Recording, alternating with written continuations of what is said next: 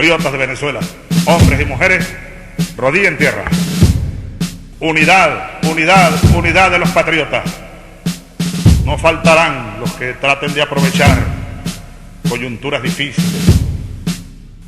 Ante estas circunstancias de nuevas dificultades, del tamaño que fueren, la respuesta de todos y de todas los patriotas, los revolucionarios, los que sentimos a la patria hasta en las vísceras, como diría Augusto Mijares, es unidad, lucha, batalla y victoria.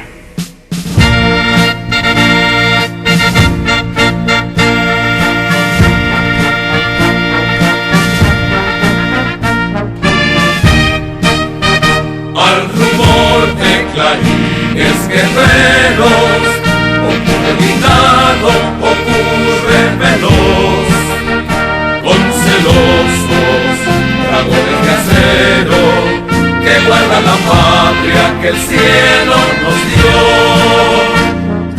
Patria, patria, patria querida, tuyo es mi cielo, tuyo es mi sol. Patria, patria, tuya es mi vida, tuya es mi alma, tuya es mi amor. Tiembla la tierra, vibra el espacio, cuando el blindado corre marcial, con su consigna de amar la patria y su esperanza de honrarla más. Hoy tenemos patria, que nadie se equivoque. Hoy tenemos pueblo, que nadie se equivoque. Hoy tenemos la patria más viva que nunca, ardiendo en fuego sagrado. Hasta la victoria, siempre, independencia y patria socialista. Viviremos y venceremos. ¡Viva Venezuela!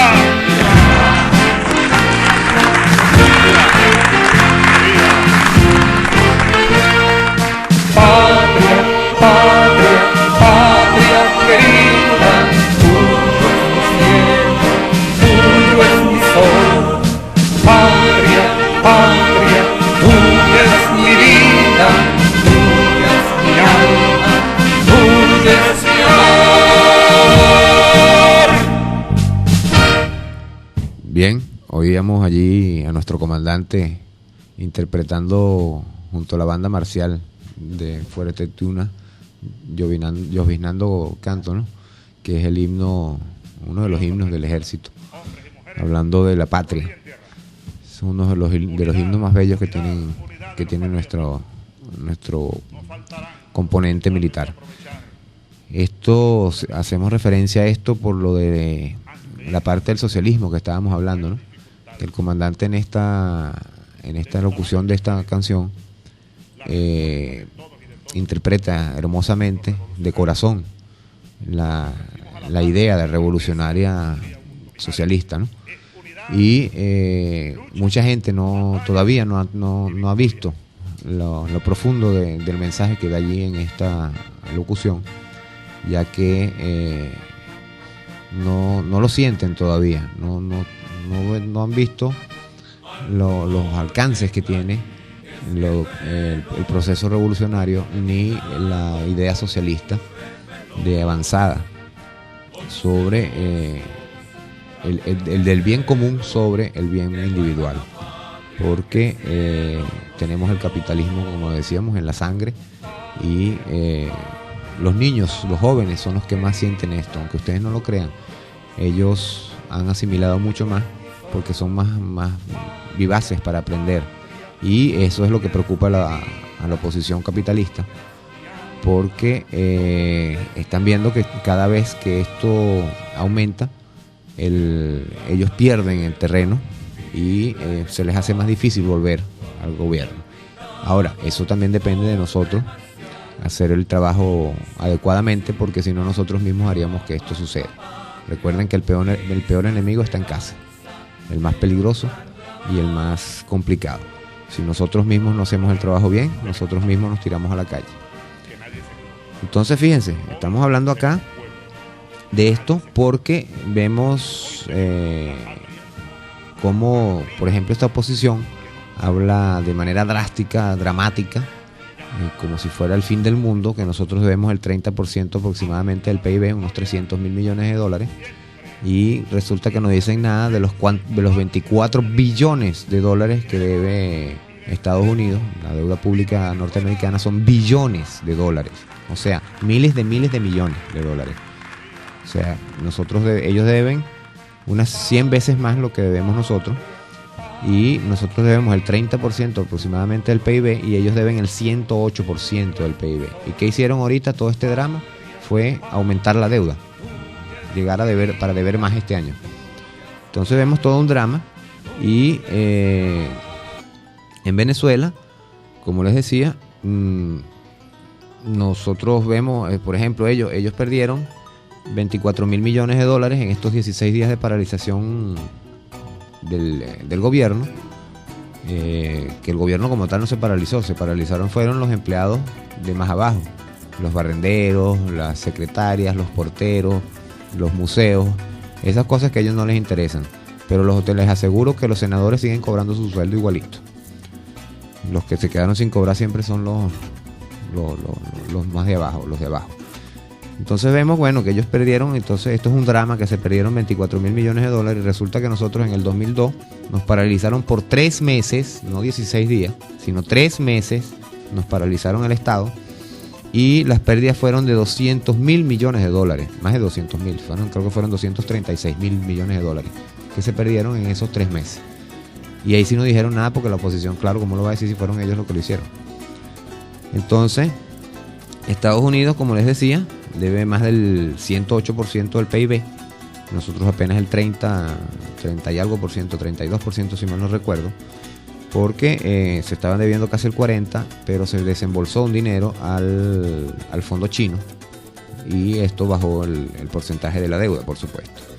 ¿Para qué sirvió esa paralización norteamericana? Fíjense, si ustedes ven los periódicos o en el internet, cómo funciona la bolsa de valores, donde se venden las acciones de las empresas y todo esto, ustedes ven que en esta paralización la bolsa de valores de Estados Unidos prácticamente no perdió puntos. Pero entonces, al firmar este acuerdo para aumentar el techo de deuda, que de paso es contrario a lo que debería haber pasado, ¿ok? Resulta ser que las bolsas se dispararon hacia arriba, empezaron a producir plata. Se le empezó a inyectar plata a Estados Unidos. ¿Qué fue lo que hicieron? Llamaron inversión extranjera para tener más liquidez. ¿Por qué? Porque, como les decía anteayer, ellos no tienen liquidez, no tienen dinero. Los billetes de ellos no tienen soporte, realmente no tienen reservas. Nosotros tenemos unas reservas internacionales que tanto también critican las personas de oposición, y resulta que las reservas de Estados Unidos no son ni el 1% de lo que deben.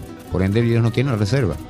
Además de eso, están a tal nivel que, como lo decíamos en estos días, llegaron al punto de robarle las reservas a Libia cuando lo invadieron. Esas reservas nunca las han devuelto, ni las van a devolver tampoco, 200 mil millones de dólares, ¿ok?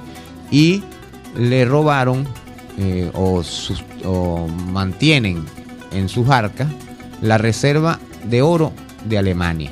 Y no se las van a entregar, ya se lo dijeron de frente que no se las iban a dar hasta el 2020, si acaso. En el 2020 les dirán que no, sino hasta el 2030. Y ya se las robaron, sencilla y llanamente. Entonces ni los alemanes ni nadie en el mundo dice nada de esto. Y esto llega a un nivel impresionante. Por ejemplo, vemos cómo Israel no se robó las reservas de nadie, no. Se robó todo un país completo, se robó a Palestina completica. Porque ellos, la división dijo que ellos tenían un pedazo y resulta que se agarraron todo el país completo. Esto, así funciona en estos países. Y para llevar esto a cabo, lo hacen de manera subliminal. Fíjense, Estados Unidos es el único país que yo conozco así de importancia, por lo menos, que no ha firmado ningún acuerdo sobre derechos humanos. No ha firmado ningún acuerdo sobre terrorismo. No ha firmado ningún acuerdo sobre armas atómicas ni químicas. Y entonces ellos exigen a países como Siria ahorita que destruya sus armas químicas. Bien, nosotros estamos de acuerdo, porque ningún tipo de armas debe ser utilizado, y menos de ese tipo de destrucción masiva. Pero entonces yo te pido a ti que tú destruyas lo tuyo, pero yo no destruyo lo mío. ¿Qué es lo que pasa? Ellos quedan con el poder militar.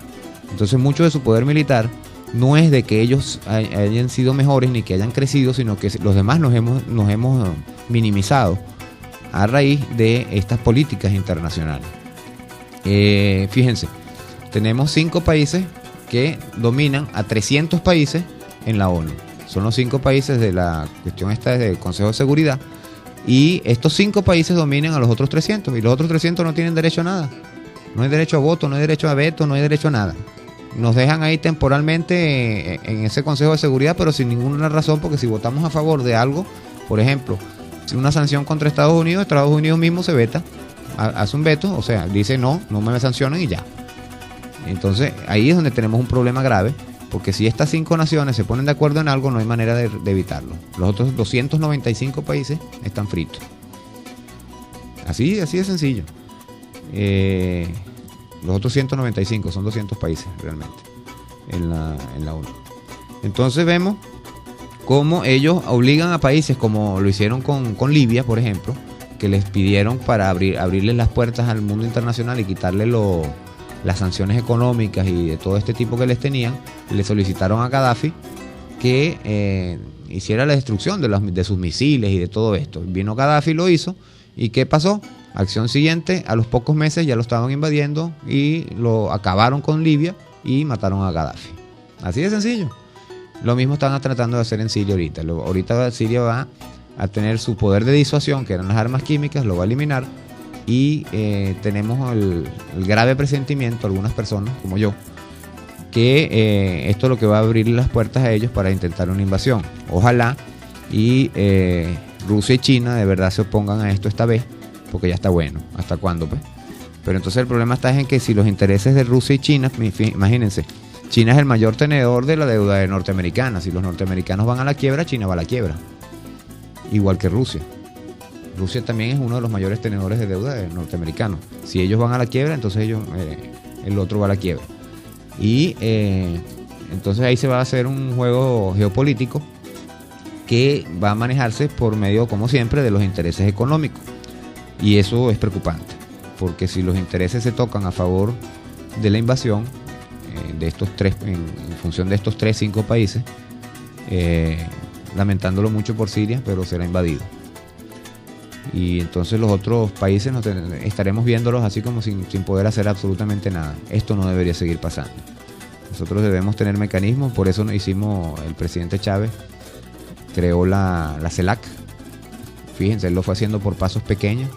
Entró en el ALBA, entró a Mercosur, hizo todo esto, y después hizo lo grandote que fue la CELAC. La CELAC fue la unión de todos los países menos Estados Unidos y Canadá. ¿Por qué? Porque había que sacarlos de su grado de influencia. Estados Unidos y Canadá tienen la dominación total en la OEA. Ellos dicen y desdicen lo que se hace allí. Y por eso vemos cómo cuando ellos quieren, igual que en la ONU, se sanciona a un país sin razón alguna. Simplemente se les cataloga de terroristas, se les cataloga de romper los derechos humanos, y resulta que Estados Unidos es el peor violador de los derechos humanos del mundo. Así funcionan las cosas. Entonces, nosotros tenemos que Estados Unidos, bueno, pelea por áreas de influencia, y Obama, quien se ve claramente que no gobierna, por lo que decíamos en su programa, fíjense, su programa, el Obama Party, el Obamacare le dicen, que es el programa de atención social.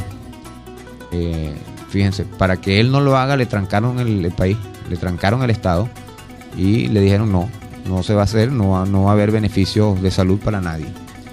Y sencilla y llanamente le trancaron el país. Nosotros tenemos la salud en Venezuela 100% gratuita. El que quiere pagar es asunto de él, pero el que no tiene para pagar o no quiere pagar, se va para un hospital o para un centro, un CDI o algo de esto, y es totalmente gratuito. Vean la diferencia. Y todos hablan del gran país de Norteamérica. Claro, es un gran país si tienes real, pero si no tienes real, es un pésimo país para vivir. Es una cuestión fea. Allá hay gente muy por debajo de los niveles de vida, del estándar de vida. Entonces, es fácil asumir que los asociales del mundo son estos señores en Estados Unidos, los del Tea Party, lo que llaman, y que son los padres de la oposición de aquí y de la parte del capitalismo, y se parecen mucho, ¿no? Fíjense, cuando aquí se hizo lo de las misiones, lo primero que hicieron fue hablar mal de ellas, estuvieron años hablando mal de ellas, ahora son buenas. Pero entonces ahora también son buenas, pero están buscando maneras de introducirlas dentro de lo que ellos llaman el sistema legal, entre comillas, ¿ok? Que vienen a ser los ministerios, lógicamente. ¿Por qué? Porque entonces vuelven a los elefantes blancos que eran los ministerios. Yo quiero recordarles que las misiones sociales, comenzaron cuando el señor Aristóbulo Istúriz era ministro de Educación e intentó cambiar el horario educativo y algunas normas del Ministerio de Educación, y se encontró de frente con una pared y no pudo. Acción siguiente, el Ministerio de Salud intentó hacer algo similar y se encontró con otra pared y no se pudo. ¿Qué fue lo que pasó? El presidente Chávez, junto a Aristóbulo Istúriz y otra serie de personas que lo asesoraban y lo acompañaban, decidieron hacer unos ministerios paralelos, porque como es el Estado tiene el derecho a hacer cuantos ministerios quiera, ¿verdad? En función de que las cosas sean adecuadas. Como no podía votar a nadie en los ministerios, porque había los derechos humanos y todo este cuento, el cual yo no creo, porque yo no creo que tú puedas pedirle, por ejemplo, un derecho humano a un asesino de 17 personas. Yo en esas cosas no creo. Porque y los 17 personas que él asesinó y todos sus familiares que él destruyó. Porque imagínate un padre de dos niños pequeños. Le destruyó la vida a los niños y a la mujer. Ah, pero ellos no tienen derechos humanos. El delincuente sí. Yo en eso sí no creo mucho. Yo creo que los derechos humanos son para quien los tiene. El derecho es el derecho, pero el derecho se gana. Nosotros tenemos la necesidad entonces de cambiar estas cosas. Aquí me están diciendo se nos acabó el tiempo. Oye, se me hizo corto este pedazo, esta última parte del programa hoy. Bueno, continuaremos el lunes entonces con este tema, porque es bastante importante. Mire, tienen que entender lo que decía. La oposición habló muy mal de todas las misiones, ahora son buenas. La oposición habló muy mal de Chávez, después dijeron que era bueno. Ahora vuelven a decir que es malo porque se dieron cuenta de que lo que hicieron fue exaltar al presidente Maduro y todo el proceso revolucionario. Bueno, entonces estaremos hablando el día lunes. Ya se nos acabó el tiempo acá desde su programa Calabozo de Desarrollo, desde Aliada Estéreo 97.3, bajo la dirección de Jesús España, en los controles José Gregorio Vega, y quien les habla como moderador Enrique Sturgeon Ochoa. Nos oiremos entonces el lunes.